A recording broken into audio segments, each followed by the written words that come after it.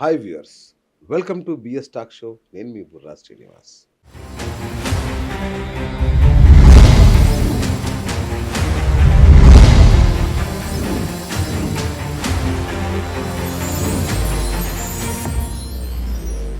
So రాష్ట్రం భవిష్యత్తు ఎలా ఉండబోతోంది అంటే వచ్చే 4 ఏళ్ళు? సంపద సృష్టి జరిగినప్పుడు తిరుమల తిరుపతి దేవస్థానం మీద ఈ ఆరోపణలు ప్రత్యారోపణలు యుద్ధం ఎందుకు చేస్తున్నారు? అట్లా రాజకీయం చేస్తుంది వాళ్ళు, మేం కాదు.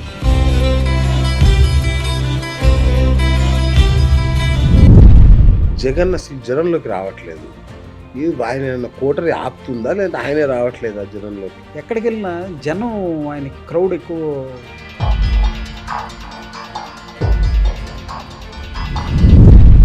సరే, కుల రాజకీయాలు అంటే అందరూ తెలిసిందే.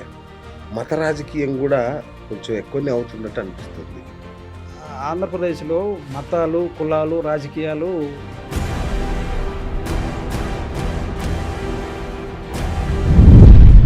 ప్రతిపక్ష పార్టీగా వైఎస్ఆర్సీపీ రాబోయే 4 ఏళ్లలో ఎలాంటి పాత్ర పోషించబోతుంది? ఆ వ్యూహం ప్రకారం మళ్ళీ అడుగులు ముందుకేసి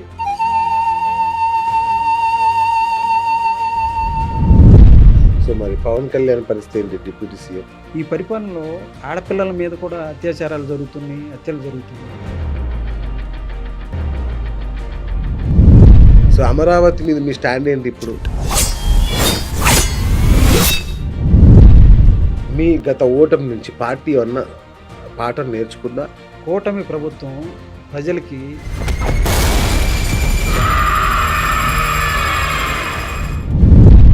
భావి నేతగా లోకేష్ను బాగా ప్రొజెక్ట్ చేస్తున్నారు. మరి వర్కింగ్ ప్రెసిడెంట్ కూడా కాబోతున్నాడు అతి త్వరలో.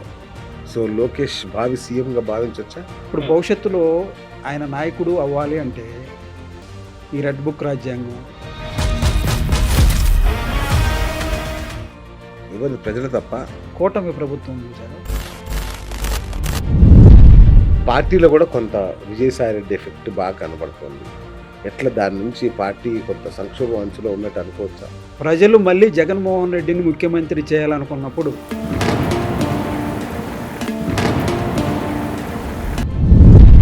కానీ ఇదే జగన్ ఒకప్పుడు అంటే అధికారంలో రాకముందు ఎప్పుడు జనంలోనే ఉండేవాళ్ళు. దాదాపు 10 ఏళ్ళు జనంలో ఉన్న మనిషి ఆయన.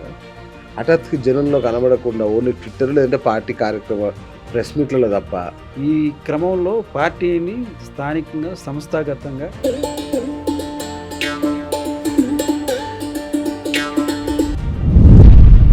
మోడీ భేటీ కూడా జగన్ అరెస్ట్ గురించి అన్నట్టుగా వార్తలు వచ్చాయి. అంటే అంత సీరియస్గా తీసుకుంటున్నారా?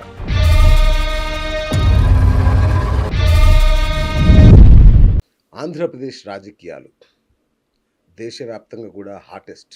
చంద్రబాబు నాయుడు సంపూర్ణ మెజారిటీతో ప్రభుత్వాన్ని ఏర్పాటు చేసి ఏడాది గడిచింది.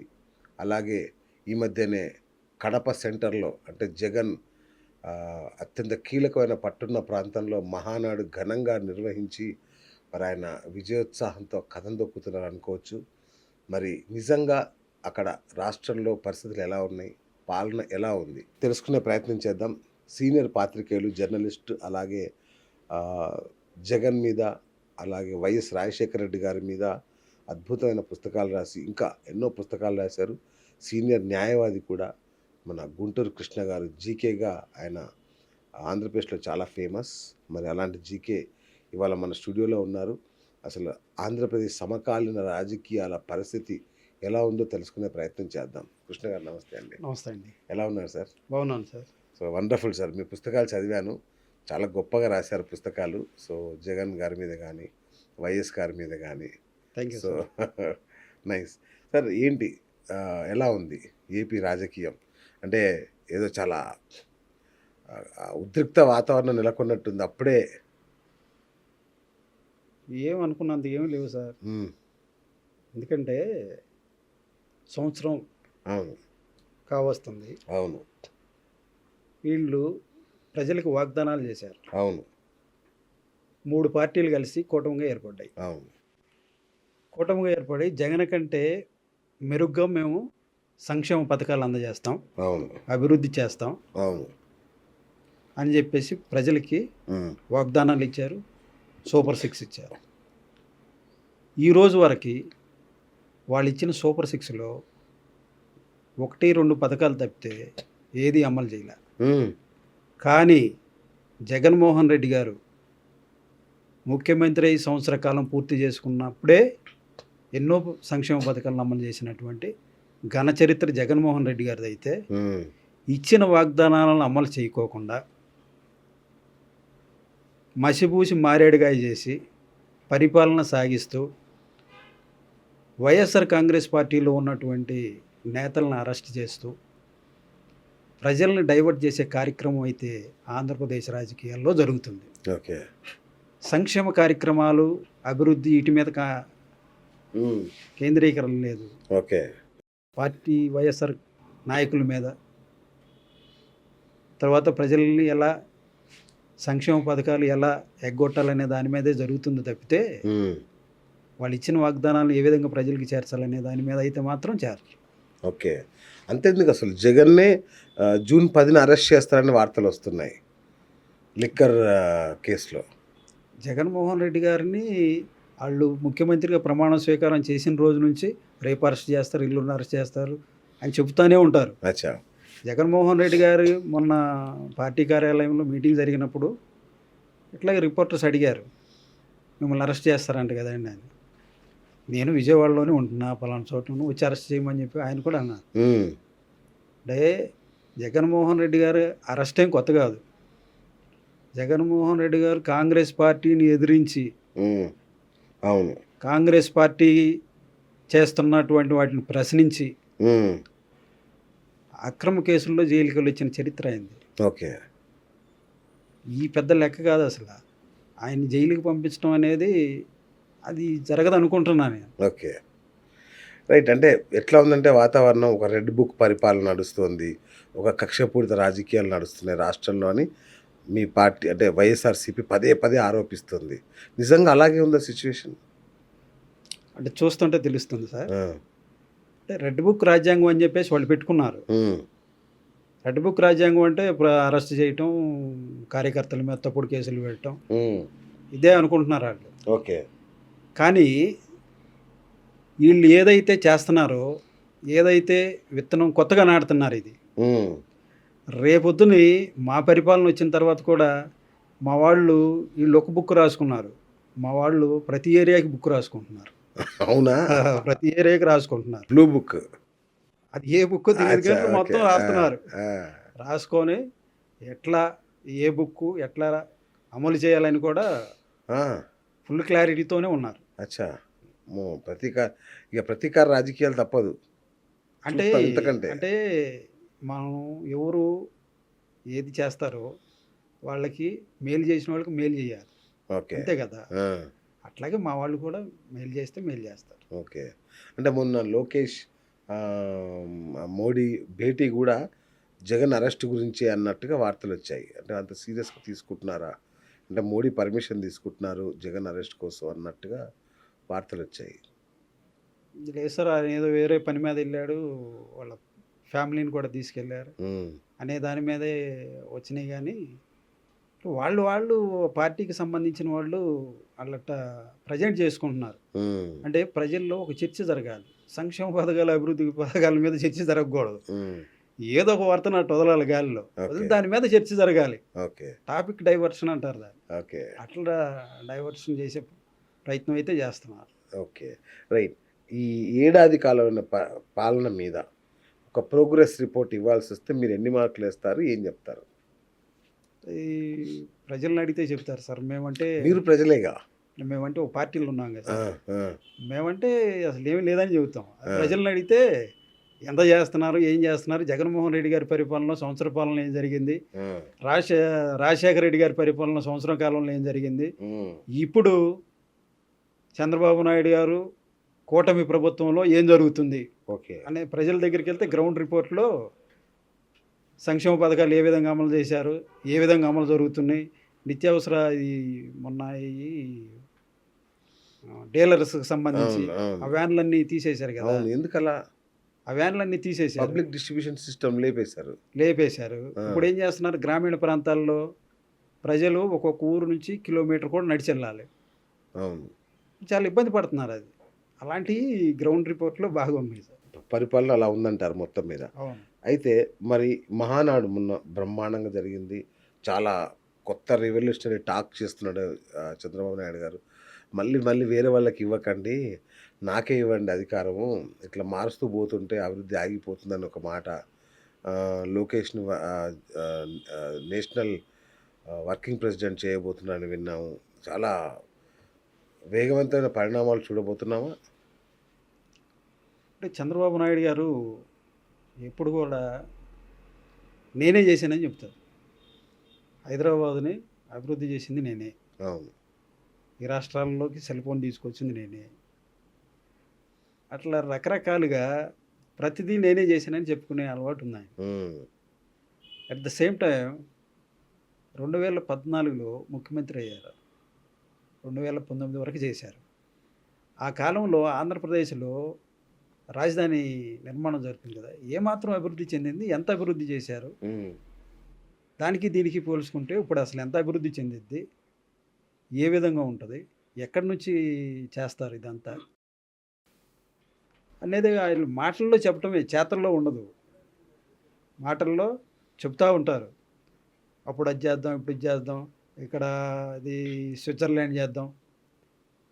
అన్నీ ఈ సినీ డైరెక్టర్లతో చేపించటం, డిజైన్లు ఏపించటం, రైల్వే ట్రాక్లు ఏపించటం. అంటే ఒక 70 ఎంఎం స్క్రీన్ మీద సినిమా మొత్తం చూపిస్తారు చూసారా? హ్మ్. అట్లా చూపిస్తారు. కానీ అది దీనిలోకి వచ్చేసరికి ఉండదు. హ్మ్. ఇట్లా ప్రజలకి ఏదో ఒక ఇది చూపించాలి. మేము పని చేస్తున్నాం. మేము పని చేస్తున్నట్టు ఏదో ఒకటి చూపించాలి అనేది కానీ అక్కడ క్రియారూపంలో ఉండదు. హ్మ్. క్రియారూపంలో లేకుండా ఇట్లా నడిపించుకుంటా వెళ్ళిపోతూ ఉంటారు.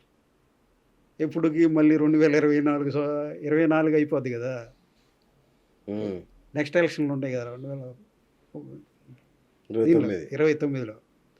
అప్పుడు దాకా నడిపించుకుంటూ వెళ్తారు. అప్పుడు మళ్ళీ మనం మోసపోయాం. ఎందుకు ఫండ్స్ బాగానే తెస్తున్నట్టున్నారు. మోడీతో మంచి ఫ్రెండ్‌షిప్ చేసుకున్నాడు.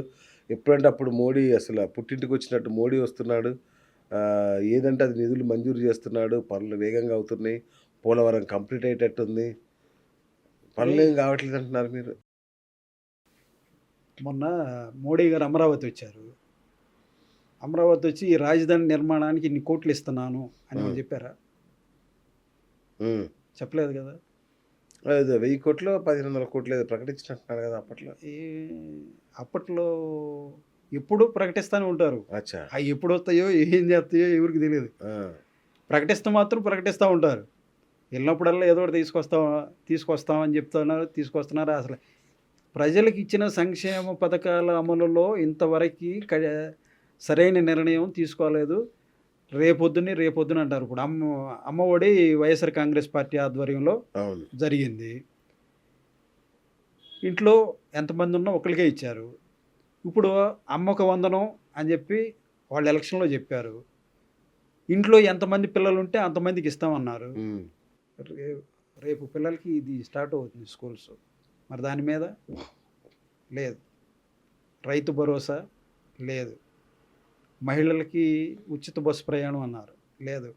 ఇట్లా రకరకాలుగా ఇచ్చిన వాగ్దానాలన్నీ సంవత్సరం దాటిపోతున్నా అవి కూడా నడుస్తూనే ఉన్నాయి. హ్మ్. కాలంతో పాటు నడుస్తూనే ఉన్నాయి. సో ఇవన్నీ ఏమి అమలు చేయట్లా. లేదు. ఆ! చేయట్లేదు. అది సామాన్య ప్రజలకు కూడా వాళ్ళు సెటైరికల్‌గా మాట్లాడుతున్నారు సామాన్య ప్రజలు. ఆ! ఎవరైనా మీడియా వాళ్ళే ఎరిగితే సామాన్య ప్రజలు ఏంటి మీకు తెలుగుదేశం పార్టీలో ఎలా ఉందని చెప్పి అడిగారనుకోండి, మాకే అన్నీ వస్తున్నాయి. మాకు మొన్నే అమ్మఒడి వేసాడు, రైతు భరోసా వేసాడు, మీకు 18, మీకు 15, మీకు 20 అని చెప్పి అన్నాడు కదా మినిస్టర్ గారు ఆ! అప్పుడప్పుడు ఆ! ఎలక్షన్ ప్రచారంలో. అవి వీళ్ళు చెప్తున్నారు. మాకు 18 వచ్చినాయి, మాకు 15 వచ్చింది, మా ఇంట్లో పిల్లలకు వచ్చినాయి ఆ! అని చెప్పి సెటైరికల్‌గా చెబుతున్నారు ప్రజలు. ఓకే. అంటే పరిపాలన ఆ విధంగా ఉందని చెప్పి మనం అర్థం చేసుకోవచ్చు. రైట్. రైట్. సో భావి నేతగా లోకేష్‌ని బాగా ప్రొజెక్ట్ చేస్తున్నారు మరి. వర్కింగ్ ప్రెసిడెంట్ కూడా కాబోతున్నాడు అతి త్వరలో. సో లోకేష్ భావి సీఎంగా భావించొచ్చా? అంటే ఇక్కడ ఎలా ఉంటుందండి సార్, లోకేష్ గారు ఆయనే మొత్తం నడిపిస్తున్నాడు అన్న సంగతి అందరికీ తెలుసు. ఓకే. లోపల మొత్తం నుంచి పార్టీ కార్యక్రమాలు కానీ, ప్రభుత్వ కార్యక్రమాలు కానీ లోకేష్ గారే నడిపిస్తున్నారన్న సంగతి తెలుసు. ఆయనే మొత్తం నిర్ణయాలు తీసుకుంటాడు, ఆయనే చేస్తున్నాడు అన్న సంగతి కూడా తెలుసు. ఇప్పుడు భవిష్యత్తులో ఆయన నాయకుడు అవ్వాలి అంటే ఈ రెడ్ బుక్ రాజ్యాంగం, వేరే పార్టీ కోసం పనిచేసిన కార్యకర్తల మీద కేసులు పెట్టేయటం, ఉమ్, వాళ్ళని ఇబ్బంది పెట్టడం, అవి చేస్తే కాలేరు సార్. ప్రజలు నమ్మాలి, ప్రజల్లో నుంచి రావాలి నాయకుడు అనేవాడు. ప్రజల కోసం పనిచేయాలి, ప్రజలతో నాయకుడు అనిపించుకోవాలి. అవును. నేను నాయకుడిని అని చెప్పేసి నేను క్రియేట్ చేసుకున్నాను అనుకో, ఉమ్, దాని సమయం సందర్భం వచ్చినప్పుడు ప్రజలు యాక్సెప్ట్ చేయరు. ఓకే. ప్రజల్లో నుంచి నువ్వు వచ్చావనుకో, ప్రజల కోసం పనిచేసావు అనుకో, ప్రజలతో నువ్వు మమేకం అయ్యావనుకో, ప్రజలకు నువ్వు ఏదైతే వాగ్దానం ఇచ్చావో అది నెరవేర్చావనుకో, ఉమ్, ప్రజలు నేను నాయకుడిగా యాక్సెప్ట్ గుర్తిస్తారు. చేస్తారు. అవును. అంతేకాకుండా నేనే నాయకుడిని, నేను నిన్ను నాయకుడిని చేస్తానన్నాను అనుకో, దాని సమయం సందర్భం వచ్చినప్పుడు ప్రజలు దాన్ని యాక్సెప్ట్ చేయరు. ఓకే. నాయకత్వం అనేది, రాజకీయ నాయకుడు అనేవాడు ప్రజల్లో నుంచి రావాలి, ప్రజల కోసం పనిచేసి రావాలి. అది రాజశేఖర రెడ్డి గారికి, జగన్మోహన్ రెడ్డి గారికి, వీళ్ళిద్దరికి ఉంది. ఉమ్, ప్రజల్లో నుంచి వచ్చిన నాయకులు. Right right. సో మరి పవన్ కళ్యాణ్ పరిస్థితి ఏంటి? డిప్యూటీ సీఎం ఆయన పరిపాలన ఎలా ఉంది ఆయనది? పవన్ కళ్యాణ్ గారు ఏదో చేయాలనుకుని రాజకీయాల్లోకి వచ్చారు. రాజకీయాల్లోకి వచ్చిన తర్వాత ఆయన కూడా రాజకీయాలంటే పూర్తి స్థాయిలో అధికారంలోకి వచ్చిన తర్వాత వర్షన్ మారింది. అవునా? వర్షన్ మారింది అంటే అంతకుముందు ఆడపిల్లలు కేసులు అవును. అవన్నీ ప్రస్తావించారు. ఈ పరిపాలనలో ఆడపిల్లల మీద కూడా అత్యాచారాలు జరుగుతున్నాయి, హత్యలు జరుగుతున్నాయి, దాని మీద మాట్లాడారు. ఉమ్, అట్ ద సేమ్ టైం ఆయన ప్రభుత్వం సరిగ్గా సంక్షేమ పథకాలు అమలు చేయట్లేదు, పేదవారికి అన్యాయం జరుగుతున్నాను. ఇప్పుడు అసలు పేదవారికి ఇది జరగట్లేదు కదా, పేదవారికి న్యాయం జరగట్లేదు కదా అవును, కొన్ని అవును. విషయాల్లో. ఆ, ఇప్పుడు దాని మీద కూడా మాట్లాడట్లా. అంటే వేరు విషయాల్లో వేరుగా ఓకే. ఎలక్షన్ ముందు ఇచ్చిన మాటలు వేరు, ఇప్పుడు అధికారంలోకి వచ్చిన తర్వాత ఆయన రెస్పాండ్ అయిన తీరు వేరు.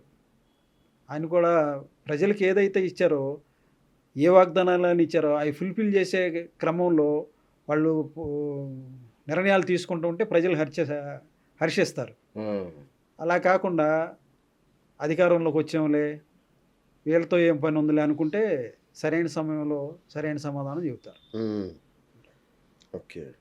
సో ఇప్పుడు ఆ, ఆంధ్రాలో సరే కుల రాజకీయాలు అంటే అందరికి తెలిసిందే, మత రాజకీయం కూడా కొంచెం ఎక్కువనే అవుతున్నట్టు అనిపిస్తుంది. నిజమేనా? అంటే చెయ్యాలని చెప్పి చూశారు, ఆ, వర్కౌట్ కాల. ఓకే. ఎందుకంటే ఆంధ్రప్రదేశ్లో మతాలు, కులాలు, రాజకీయాలు చేయాలని చెప్పేసి ఒక ప్రయత్నం చేశారు. ఆ, అయితే ఇక్కడ ఏమైందంటే వాళ్ళు ఏదైతే అనుకున్నారో అది సక్సెస్ కాలేకపోయారు. ఓకే. సక్సెస్ కాలేకపోవడానికి గల కారణం ఏంటంటే అక్కడ ఆలోచించే ప్రజలు చాలా విఘ్నులు ఉన్నారు. వాళ్ళు అసలు ఇది దేనికి వచ్చింది తెర మీదకి, దీనికి గల కారణాలు ఏంటి, ఎందుకు దీన్ని తీసుకొస్తున్నారు, ఉమ్, ఉమ్, ఉమ్, దీని ప్రభావం ఏంటి ఓకే. అనేది ఆలోచించి వాళ్ళు కూడా మంచి నిర్ణయమే తీసుకుంటారు. ఉమ్, దానివలన వాళ్ళు వేసే ఎత్తులు, పై ఎత్తులు అవి వెనక్కి వెళ్తానే ఉంటాయి. ఉమ్. ఉదాహరణకు మీరు తెలుసు, ప్రజలందరికీ తెలుసు. అవును, అవును. మరి టీటీడీ మీద ఎందుకు పడుతున్నారు మీరు? ఓకే, టీటీడీ మీద ఎందుకు అంత, తిరుమల తిరుపతి దేవస్థానం మీద ఈ ఆరోపణలు, ప్రత్యారోపణలు, యుద్ధం ఎందుకు చేస్తున్నారు? అంటే తిరుపతి దేవస్థానంలో కొన్ని జరుగుతున్నాయి కదా, చూసాం కదా. ఉమ్, ఆ గోవులు చనిపోవటం, తర్వాత భక్తులు ప్రహరీ గోడగని కూలి చనిపోవటం, అవును. ఇవన్నీ జరుగుతూ ఉన్నాయి. వాటిని జరగకోకుండా చేయమని చెప్పేసి మేము చేస్తున్నాం తప్పితే మేము కొత్తగా వాటి మీదకి వెళ్ళి వాటిని ఏదో చేయాలనే ఉద్దేశం అయితే కాదు. అక్కడ జరుగుతున్న ప్రజలకు జరుగుతున్న అసౌకర్యాలను, ఉమ్, ప్రజలకు ఏదైతే అక్కడ అందుబాటులో లేవో సోమవారి దగ్గర, వాటిని కల్పించాలని చెప్పేసి మేము అడుగుతున్నాం తప్పితే ఉమ్. వేరే విధంగా మేము అట్లా రాజకీయం చేస్తుంది వాళ్ళు, మేం కాదు. అట్లాగే జగన్ అసలు జనంలోకి రావట్లేదు. ఆయన ఏమన్నా కోటరీ ఆపుతుందా, లేదా ఆయనే రావట్లేదా జనంలోకి? జగన్ గారు జనంలోనే ఉంటున్నాడు కదా సార్. ఎక్కడండి? ట్విట్టర్లో తప్ప ఆయన ఎక్కడ కనిపించట్లేదు. అయ్యో, రేపు తెనాలి వస్తున్నాడు 3వ తారీఖు. పక్కానా? తెనాలి వస్తున్నాడు. రేపే ఆ, మళ్ళీ మీరు మర్చిపోకండి. తెనాలి వస్తున్నారు. రాడు. లేదు సార్, ఆ, ప్రోగ్రాం కూడా ఫిక్స్ అయింది, తెనాలి వస్తున్నారు. తెనాలిలో పోలీసులు ఇటువరకు మొన్న నడి రోడ్డు మీద యువకులను కొట్టారు కదా, ఆ, ఆ. వాళ్ళని అది దారుణం అని చెప్పి దాని పని మీద వస్తున్నారు. ఓకే. తర్వాత ఎక్కడికి వెళ్ళినా జనం ఆయనకి క్రౌడ్ ఎక్కువ, అభిమానం, వీటన్నిటిని కంట్రోల్ చేయకోకుండా పోలీసులు వదిలేయటం వలన అది కూడా ఒకటి ఉమ్. ఆలోచించాల్సిన విషయం. ఎందుకంటే సరైన సెక్యూరిటీ కల్పించలేకపోవటం, ఉమ్. వ్యవస్థలు సరిగ్గా స్పందించలేకపోవటం, దీనివల్ల వచ్చిన ప్రజలు కూడా ఇబ్బంది పడుతూ ఉంటాం. ఓకే. తండోపు వస్తున్నారు, ప్రజాదరణ అవును. కలిగిన నాయకుడు కదా, ఆ, ఆ, ఆ. తండోపు వస్తున్నారు ఆయన ఎక్కడికి వెళ్ళినా. కానీ ఇదే జగన్ ఒకప్పుడు అంటే అధికారంలో రాకముందు ఎప్పుడు జనంలోనే ఉండేవాళ్ళు. దాదాపు 10 ఏళ్ళు జనంలో ఉన్న మనిషి ఆయన. హఠాత్తుగా జనంలో కనబడకుండా ఓన్లీ ట్విట్టర్ లేదంటే పార్టీ కార్యక్రమ ప్రెస్ మీట్లలో తప్ప ఎక్కడ కనిపించట్లా అంటే జగన్. ఇక్కడ సార్ దీనికి ఏమైనా ప్రత్యేక రీజన్ ఉందా అనేది రీజన్ ఏం కాదు, ప్రభుత్వం వచ్చి సంవత్సర కాలమే అవుతుంది. అవును. తర్వాత రాజకీయ పరిణామాలు ఇప్పటికప్పుడు మారుతూ ఉన్నాయి. ఉమ్. పార్టీని స్ట్రెంత్ చేసుకోవాలి, కార్యకర్తల్లో ఉత్సాహాన్ని నింపాలి. ప్రభుత్వం వచ్చి సంవత్సర కాలం అయింది. ఈ క్రమంలో పార్టీని స్థానికంగా సంస్థాగతంగా చేసుకోవడానికి నియోజకవర్గాల ఇన్ఛార్జీలతో మీటింగు, రకరకాల సెక్టర్స్తో మీటింగు అట్లా పెట్టుకుంటూ పార్టీ కార్యక్రమాల్లో పార్టీ నాయకత్వాన్ని కార్యకర్తల్ని స్ట్రెంత్ చేసుకుంటూ వెళ్తున్నాడు. అన్యాయం జరిగిన చోటుకి వెళ్తున్నాడు. ఇవన్నీ బెంగళూరులో జరుగుతున్నాయి ఇవన్నీ. బెంగళూరు కాదు సార్, ఇక్కడే తాడేపల్లిలో జరుగుతుంది. మీరు అబ్జర్వ్ చేస్తున్నట్టు లేరు, మీరు అబ్జర్వ్ చేస్తున్నట్టు లేరు. తాడేపల్లిలో పార్టీకి ప్రధాన కార్యాలయంలో, బెంగళూరులో ఉంటున్నారు కదా, బెంగళూరు టు తాడేపల్లి మాత్రమే. ఆ, పార్టీ ప్రధాన కార్యాలయంలో తాడేపల్లిలో నియోజకవర్గాల వారీగా, అనుబంధ విభాగాల వారీగా ఎప్పటికప్పుడు కార్యక్రమాలు జరుగుతూ ఉన్నాయి ఓకే. జగన్మోహన్ రెడ్డి గారి నాయకత్వంలో. ఓకే. అంతే తప్పితే వాళ్ళు ప్రతిపక్షాలు ఏదో విమర్శించినట్టు, ప్రతిపక్షాలు ఏదో వాళ్ళు చేసినట్టు అనేవి నేను చెప్తున్నారు. వాళ్ళు ఏదైనా చెబుతారు. దానికి మీ నుంచి ఆన్సర్ కావాలి కదా, మరి నేను అది చెప్తానే మీరు చెప్తారు, ఇది చెప్తారు.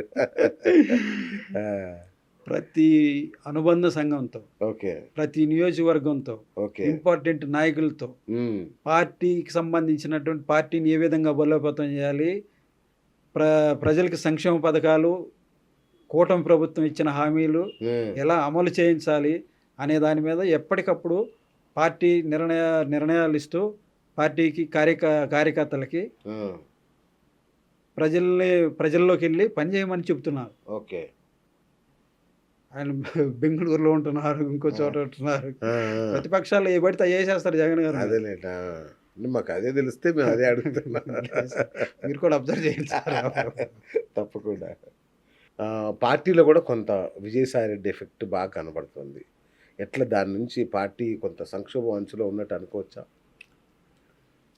ఇది ప్రజాస్వామ్య వ్యవస్థ సార్. ఉమ్. ఈ ప్రజాస్వామ్య వ్యవస్థలో పార్టీలు ఇప్పుడు పటిష్టంగా ఉంటాయి. ఉమ్. అధికారంలో ఉన్నప్పుడు పటిష్టంగా ఉంటుంది అధికార పక్షం, అవును, ఆబ్వియస్గా. ప్రతిపక్షం కూడా తన పటిష్టం చేసుకోవడం కోసం తన ప్రయత్నాలు తను చేస్తూ ఉంటుంది. అధికారంలో ఉన్నవాళ్ళు ఉన్నప్పుడు మనం ప్రతిపక్షానికి వచ్చాం. అధికారంలో ఉన్నప్పుడు అప్పుడున్న వాళ్ళు ఇప్పుడు మనతో పాటు ఉండాల్సినంత పని ఉండదు. ఉమ్. వాళ్ళ అవసరాలు వాళ్ళకు ఉంటాయి, Correct. వాళ్ళు ఏ వాళ్ళకు ఉంటాయి. కొంతమంది ఉంటారు, వెళ్ళిపోతూ ఉంటారు. కానీ అల్టిమేట్గా ఇక్కడ జరిగేది ఏంటంటే, ప్రజలు మార్పును కోరుకుంటున్నప్పుడు, ప్రజలు మళ్ళీ జగన్మోహన్ రెడ్డిని ముఖ్యమంత్రి చేయాలనుకున్నప్పుడు పార్టీలో ఏ నాయకుడు ఉన్నారనే చోటు ఉమ్. ఓకే. అల్టిమేట్గా ఓటర్ అనేవాడు మాకు ఏ నాయకుడు వస్తే మాకు సంక్షేమం అభివృద్ధి జరుగుతుంది, మా బ్రతుకులు మారతాయి, మేము మళ్ళీ ఇదివరకులాగా ఎట్టా లబ్ధి పొందుతాం అనే దాని మీద ఆలోచిస్తారు. ఆలోచించి ఒక తుఫాన్లాగా మళ్ళీ ప్రభుత్వాన్ని ఆ మార్చడానికి వాతావరణం సిద్ధమవుతారు. ఉందా? ఆ వాతావరణం ఇప్పుడు నుంచే స్టార్ట్ అయిపోయింది. అప్పుడే. ఆ, స్టార్ట్ అయింది ఓకే. ఆంధ్రప్రదేశ్. ఆ. సో మీ గత ఓటమి నుంచి పార్టీ ఏమన్నా పాఠం నేర్చుకుందా? అంతర్గత ప్రక్షాళన ఏమన్నా టేకప్ చేసిందా? ఇక్కడ పార్టీ నేర్చుకోవడానికి పార్టీ తప్పులు పెద్దగా ఏం లేవు సార్. ఎవరు ప్రజలు తప్ప? ప్రజల తప్పు కూడా కాదు. ఆ, ఇక్కడ ఏంటంటే కూటమి ప్రభుత్వం చూసారా, కూటమి ప్రభుత్వం ప్రజలకి లేనిపోని వాగ్దానాలు ఇచ్చింది. ఉమ్, ఇంట్లో ఎంతమంది ఉంటే అంతమంది డబ్బులకి, పొలాలకు డబ్బులు, నిరుపేదలకు ఈ నిరుద్యోగులకు డబ్బులు, ప్రతి దాన్ని ఇట్లా చేసేప్పటికీ ప్రజలకి కొద్ది ఆశ ఉంటుంది. అవును. ఆ ఆశ వలన జగన్ గారి కంటే మెరుగ్గా ఇస్తానన్నాడు కదా, ఒకసారి చూద్దాం ఆలోచనలు కూడా ఉండొచ్చు ప్రజలు. Okay voter okay okay okay మనిషి ఆశాజీవి, అంతే కదా. అవును. ఆశతో వెళ్ళొచ్చు అటు. అంతే తప్పితే పార్టీలో జరిగిన కొన్ని తప్పులే అని ఉంటే అవి సరి చేసుకునే ప్రయత్నం ఓడిపోయిన తర్వాత ప్రతి ఒక్కళ్ళు చేస్తారు. అవును. ప్రతి ఒక్కళ్ళు చేస్తారు. ఒక ఇంట్లో ఒక తప్పు జరిగింది అనుకోండి, ఆ ఇంట్లో ఎలా జరిగింది, ఏంటి, ఎక్కడ జరిగింది అనేది చేసుకుంటారు, అవును. సరిదిద్దుకుంటారు, మళ్ళీ యుద్ధానికి రెడీ అయ్యి యుద్ధంలో గెలవడానికి ప్రయత్నం చేస్తారు. ఓకే. అది ఖచ్చితంగా అది జరుగుతుంది. జరుగుతుంది. ఓకే. సో ఏంటి భవిష్యత్ ప్రణాళిక పార్టీ పరంగా? ఎట్లా అంటే మీరు పెద్ద ఉద్యమాలు కూడా చేస్తారు, ప్రభుత్వాన్ని కట్టడి చేసడానికి ఉద్యమాలు కూడా చేస్తున్నట్లేరు. బహుశా రేపు ఏదో కార్యాచరణ ప్రకటించినట్టున్నారు, ఆ, జూన్ 4న. జూన్ 4 నాడు అవును వెన్నుపోటు దినోత్సవం అని. జూన్ 4 నాడు కదా. అవును. ఓకే. ఏంటి దాని లక్ష్యం?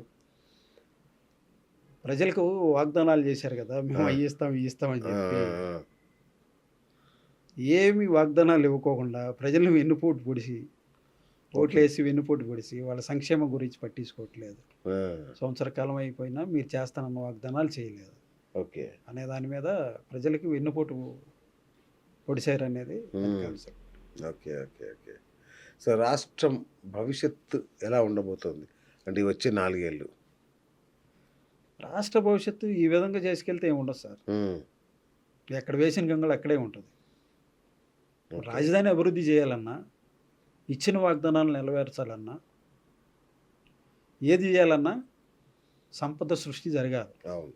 ఆ సంపద సృష్టి ఏందో జరగట్లేదు. ఉమ్, సంపద సృష్టి జరిగినప్పుడు అభివృద్ధి చెందిద్ది, ఈ విధంగా ఉంటుంది ఈ విధంగా ఉంటుంది అని చెప్పవచ్చు.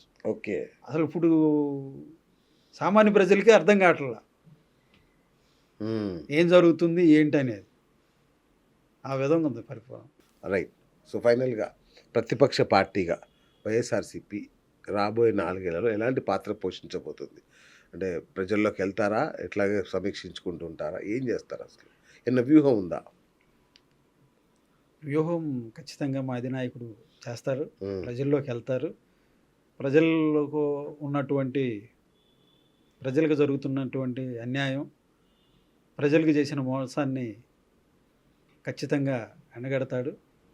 ఆ వ్యూహ ప్రకారం మళ్ళీ అడుగులు ముందుకేసి ప్రజల్లోకి వెళ్ళి మళ్ళీ అధికారాన్ని ఖచ్చితంగా కొట్టడం అనేది జరిగింది. సో అమరావతి మీద మీ స్టాండ్ ఏంటి ఇప్పుడు? అది పార్టీ అది పార్టీ స్టాండే, మీ స్టాండ్ కాదు, పార్టీ స్టాండ్. పార్టీ నిర్ణయం తీసుకోలేదు. ఉమ్, పార్టీ నిర్ణయం తీసుకుంటుంది దాని మీద. అంటే మళ్ళీ 2 కాళ్ళు అంటే మళ్ళీ 3 రాజధానులు అంటారా? దీనికి స్టిక్ అవుతారా? అది పార్టీ పెద్దలు తీసుకునే నిర్ణయాన్ని బట్టి ఉంటుంది. ఇది ఇప్పటివరకైతే నిర్ణయం తీసుకోలేదు. లేదు. Okay okay okay. So thank you sir, thank you so much. Guntur Krishna గారు, మర్చిపోయా మీ ఇంటి పేరు గుంటూరా? మీకు ఈ పేరు ఎలా వచ్చింది? మా ఇంటి పేరు గుంటూరు సార్. ఓ, నా పేరు Krishna. Krishna, Guntur Krishna, GK. GK. Okay sir, thank you okay, sir. Thank you sir. మంచి విషయాలు చెప్పారు. Thank you so much. Thank you sir. So ఇది ఇవాళ బిఎస్ టాక్ షో. నేను మీ బిఎస్ సైనింగ్ ఆఫ్.